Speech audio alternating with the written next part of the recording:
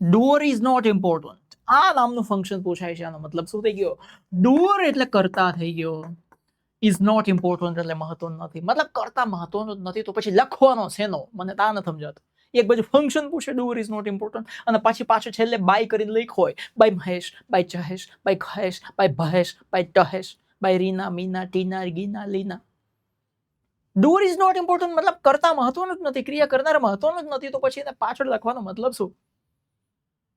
Passive વોઇસની શોધ જ એટલે થઈ કે કરતાનું મહત્વનું હોય તોય છેલ્લે કરતા ચીપકાવે. By Ramji, by Kanji, by Manji, by લુખી, બાય લુખો, બાય ટુફો. અને બીજું એક મહત્વનું ખાસ યાદ રાખવું જોઈએ, જ્યારે પણ પેસિવ વોઇસ હોય ત્યારે આટલા શબ્દો વગર પેસિવ વોઇસનું એક પણ વાક્ય બનાવી દો તમે તો આપણે 50,000 કરોડ રૂપિયા ઇનામ આપી દેવા.